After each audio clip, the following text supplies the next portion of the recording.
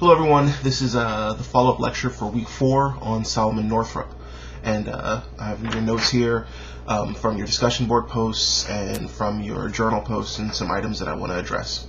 So to start with, a lot of you guys asked questions about Northup's legal case and what happened after his release from captivity, and unfortunately there's not a lot of information about Northup following the immediate year or two after his release from captivity. He did go to court in order to sue the two men who had kidnapped him in Washington, D.C., but unfortunately because of the laws at the time, he was unable to testify, unable to bear witness against a white person in Washington, D.C., and therefore he couldn't really hold the case. His case had no evidence because he, being the principal witness, couldn't give that evidence. So he did try to sue and try to win his case, but his case was lost. After that, Northup did spend time working as a lecturer in the abolitionist circuit. According to the textbook which we have, the Ira Berlin piece in our textbook here, he gave dozens of lectures, according to Ira Berlin. But again, after doing so for a short while, he then disappeared. He went on to other pursuits, and he was not heard from again. Some of you state in your write-ups that you think Northup may have been too kind in his portrayal of so-called kind slave masters. And here I'm thinking of people like William Ford or Mary McCoy, both of whom were people that Northup celebrated as being very nice, very kind in the system of slavery. And a lot of you ask questions, how could he describe things in such a way? How could he describe a slave master, someone who owns his physical body and can do with his body what he wishes? How could he call a slave master someone who was kind? And I think that what Northup is doing here, it's not so much that he is excusing the slave masters for any activities that they've done. And I think it's very important to note that even though he does say that William Ford is a kind slave master, he still qualifies him as a slave master. He doesn't say he's the kindest person. He says he's the kindest master. And I think that's all embedded within a critique of slavery as a system as a whole. So Northup is not saying that, oh, he wishes there were more masters like William Ford. He's saying that William Ford is the best that a master could possibly be. Furthermore, this is also in line with part of an abolitionist argument against slavery, which stated that slavery was harmful not just to the slave because of the kinds of bodily injury that slaves were victim to, but that slavery was also a problem for the master class because it made the master class lazy. It made the master class dependent upon other people for labor instead of doing the work for themselves. So we see people like William Ford, who Northup presents as a good person, but someone who is corrupted in the end by slavery. So even if Ford is good himself, if he stays in the slave system long enough, then he will also be corrupted by the slave system. And I think that's a pretty consistent representation of how even so-called good masters appear in slavery and slave narratives. They're treated as someone who is good for a time, but bound to be corrupted. And even if a slave has the good fortune to have one of these so-called good masters, their future is still always in doubt because all it takes is their master to get sick and die. All it takes is their master to get gambling debts or just make a poor investment. And suddenly the slave, who thought he had some degree of security with this good master, finds himself back out on the auction block once again. So I think Northup he does portray William Ford and Mary McCoy in very bright, very light kind of descriptions, but I don't think he's doing so in order to excuse their positions, but to sort of show what are the cost of slavery, even on whites. It has a cost for everyone. I think Northup is good because his narrative solidifies our notion of what slave narratives were. And I think that some of you guys asked interesting questions about Northup's amanuensis, his editor, named David Wilson. So an amanuensis is a person who writes something for someone else, right? So if people are illiterate, they'll get an amanuensis to write a letter for them. Solomon Northup wasn't illiterate, but neither was he really a writer on his own, so he worked with David Wilson, who had some fame as a writer, to write his own narrative for him, to write it with him. And when you're talking about someone who's writing with an editor or an amanuensis, one of the questions you have to consider is how much influence does this secondary person have on the final text? Are you looking at a text that is just Solomon Northrop's story, or are you looking at a text that Solomon Northrop dictated to someone and then David Wilson changed and added as he wanted to? I think in the case of Solomon Northrop, it seems very clear that this is Solomon Northrop's own perspective, his own story. David Wilson seems to be relatively transparent as an editor here and doesn't seem to have influenced the writing very much. In other instances, this isn't the case. So there are some slave narratives where it's almost entirely the editor's voice that comes forward. It's presented as an autobiography, but the editor or the amanuensis sort of takes control of the text. And it's really only in the finer ones, in the better slave narratives, that the author's voice, meaning the person who actually experienced the world of slavery, comes through the strongest. And I think Solomon Northrop's does, even though he has David Wilson there as an editor. I still think it's Solomon Northrop's voice that emerges. This is important to consider when you're thinking about slave narratives. Particularly, there are a number of slave narratives that are available that are what are called the WPA narratives. These are narratives that were collected in the 1930s by the Works Projects Association, which was one of the New Era, New Deal organizations ran by President Roosevelt at the time. And what they did in this period of the 1930s was they sent a lot of scholars and researchers down into the South, where they interviewed the very last remaining people who had lived during slavery. You can imagine that in 1930, when they go down to the South to interview these people, slavery at that point had been over for more than 50 years. So these are people who had been children during the very last days of the slave era. And now, in the 1930s, people went down to interview them and get their last fading memories before this group of people passed away.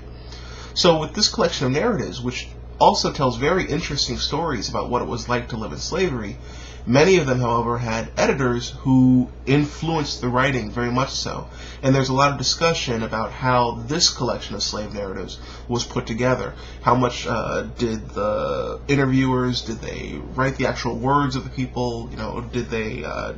Does the interviewer's perspective come forward more than the actual person who lived through slavery? So those kind of questions are raised about these WPA narratives.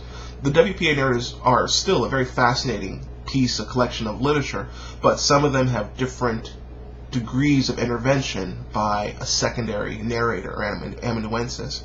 So I think with Northrop, who wrote his work with David Wilson, nevertheless, Northrop's voice comes out as the strongest voice in that particular narrative.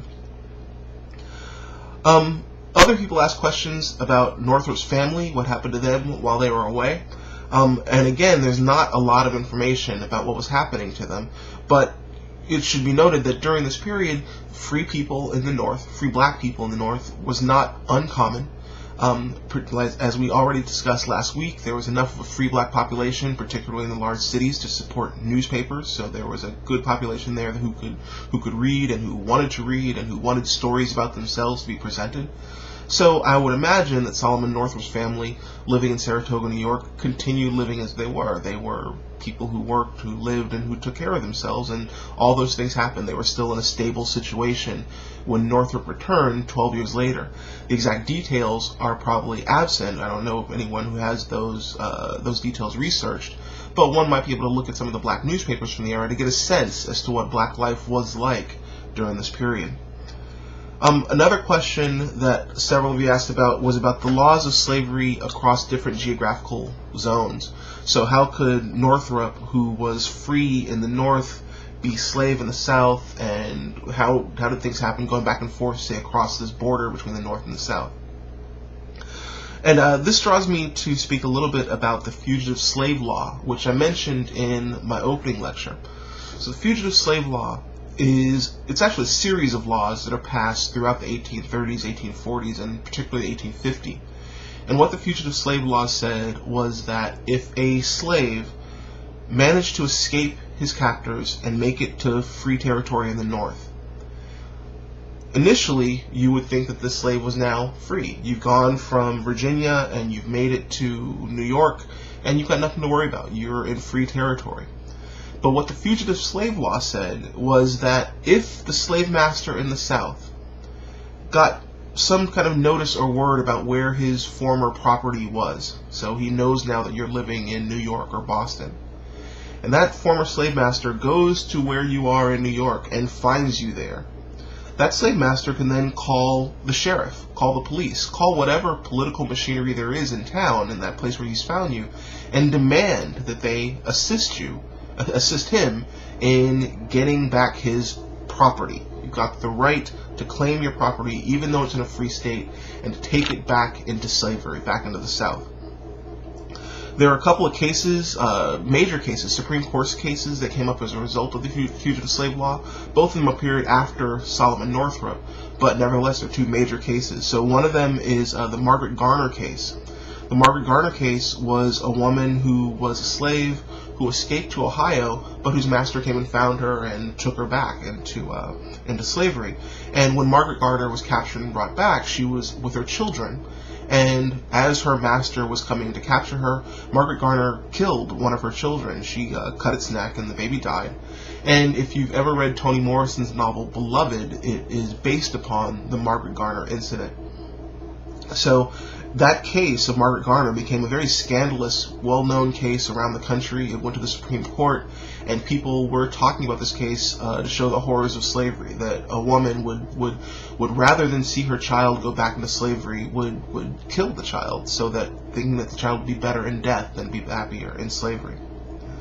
So Margaret Garner was one major case that may force the country to challenge or to look at the fugitive slave law. Another major one, and this one I think shows up more in history textbooks, is the case of the Dred Scott decision, which was a Supreme Court case of 1856, I believe. And in the Dred Scott decision, the Supreme Court stated that black people in America had no rights that a white person was bound to respect.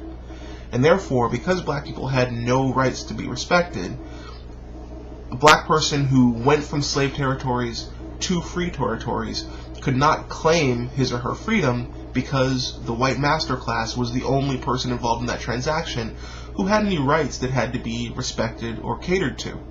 So Dred Scott was a slave who was taken into the North, and whose master came to the North and claimed him and took him back. And it was this test case that went to the Supreme Court, and the ultimate decision was that Dred Scott remained a slave. Going into free territory was not enough to become free.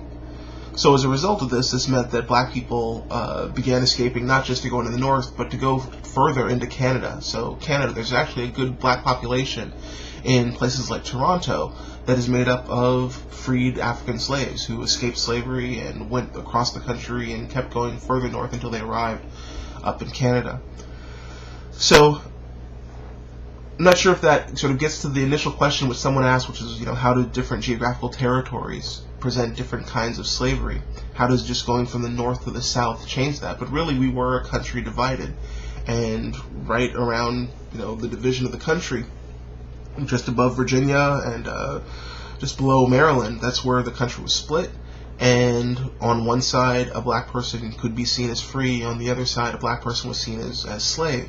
And I don't think there is any really kind of logical explanation as to how the system evolved. Slavery was called the peculiar institution. It's a popular sort of name that people have used for it in a lot of different works. And that's because it has a good number of peculiarities, not the least of which is how it divided our country. I think those are all my major points from the follow-up, so I think that's it, and thank you very much.